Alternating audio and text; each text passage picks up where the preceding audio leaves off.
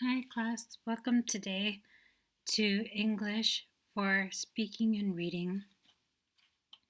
Today we are going to be going over some objectives for the class today.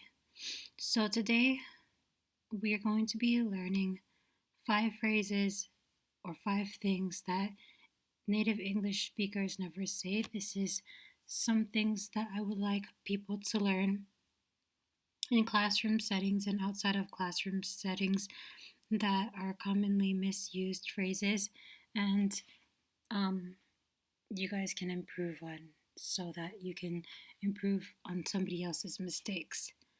So, we're going to be watching this clip by an English teacher from a famous language learning website called italki. Her name is Lucy, and we will be doing some exercises, doing not pair work, or we're going to be doing group work, and people will be going in 2 separate lines and uh, making some phrases off of each other from this lesson.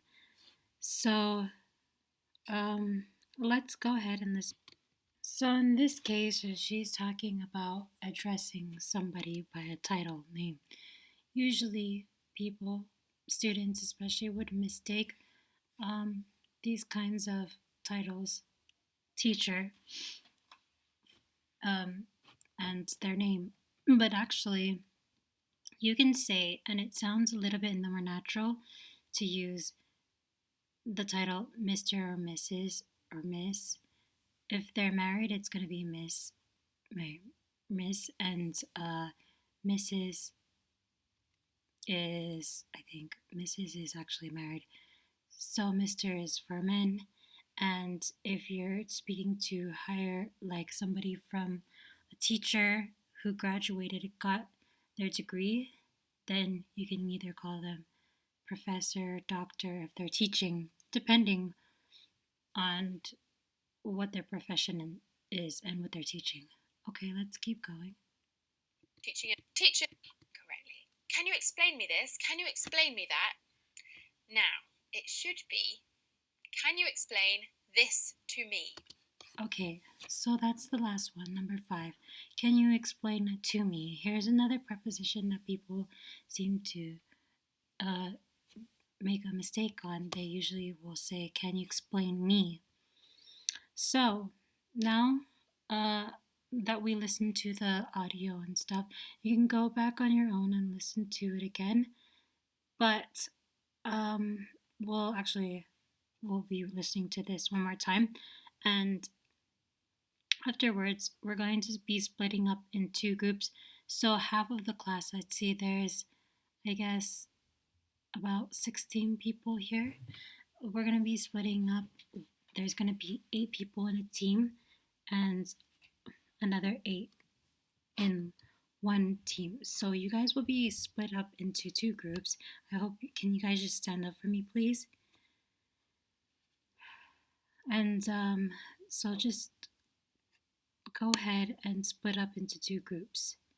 So you guys can sit back down, just take your chairs. Before I start this assignment, I'm actually going to explain that since we're doing prepositions and we're trying to improve our usage of prepositions, I would like you guys now to take out a sheet of paper, okay? So please write the main idea on a piece of paper after I replay the clip and review the grammar in each of the 5 commonly misused phrases with each other. So students will then stand up in line, and then 2 of you guys will make up your own exercise to practice the mistaken phrase, making stories with them. So I'm going to give an example. Here's my partner, Jesse, and I'm going to be talking to him. And so let's say the commonly misused prepositional phrase was, can you explain to me? So I'm going to say the wrong word. They're going to be saying the right word. Then I'm going to be using it in a story, or I'm going to be using it actually in a better, like in an actual settings. So,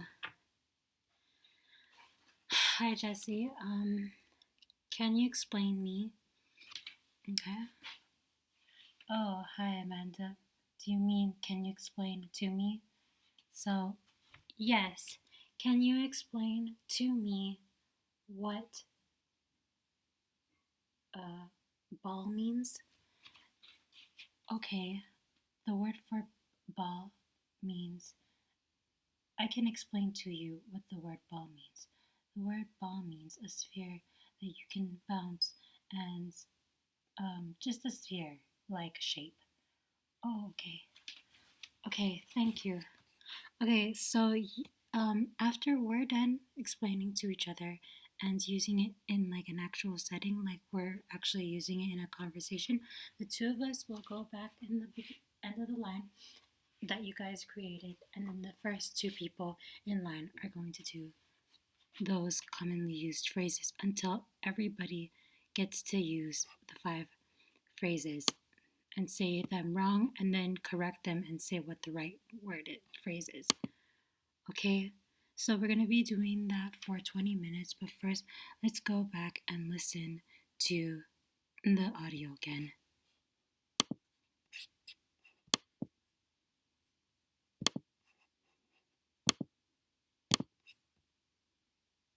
Today, I'm going to talk you through the 5 words and phrases that you need to stop saying immediately. No, not that serious. Before we get started, I would just like to thank the sponsor of today's video. It is italki, and if you haven't heard of italki before, it's a huge online database of both native and non-native speakers who give one-to-one video lessons 24/7. You can learn English and over 100 other languages from anywhere in the world, as long as you have a stable internet connection. It's an incredibly affordable way of learning a language, way cheaper than an offline tutor or an offline language academy. I have so many people message me each day asking how they can meet and talk to and practice with native speakers. italki is a really good option because they have qualified teachers, but they also have community teachers which will practice conversation with you. They've given me an offer to pass on to you. You can get $10 worth of italki credits for free when you make your first lesson purchase. All you have to do to get started is click on the link in the description box. Right, let's get on with the lesson. Okay, so the title is pretty shocking. The words and phrases you must never say. But honestly, if you do want to sound like a native speaker or even sound like a very accomplished English student, you should avoid saying these words and phrases because when students say them, I immediately think they're at a lower level. The first phrase that you must never say is, have you ever been in, and then the location. Have you ever been in Italy? Have you ever been in Istanbul? Whenever I do a live on Instagram, I always get asked this exact question. And of course, I answer it because I love talking about Italy, and I have been to Istanbul, but it shouldn't be in. It's the wrong preposition. It's not that it doesn't make sense, it's just not commonly said. We understand what you're trying to say. You want to know if I've ever visited or travelled to Italy or Istanbul or whatever it may be, but we don't say in, we say to.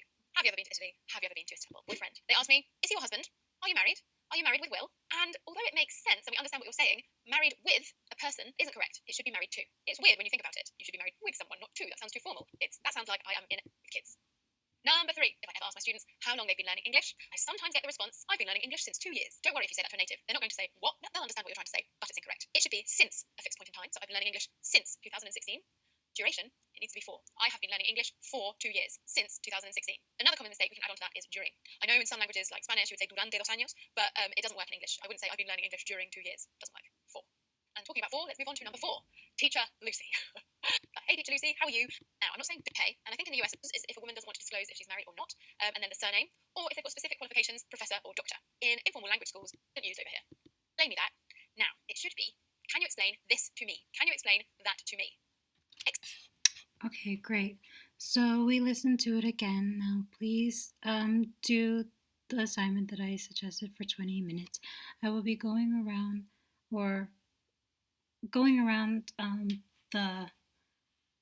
the line and just making sure that everybody knows what they're gonna say, at least with their partner just once. Okay? So let's do that for 20 minutes. And after we do that, we're going to be taking a quiz on, again, the 5 misused phrases for the last 15 minutes of the class. And then you guys will be taking home as homework to study these 5 misused phrases. Okay?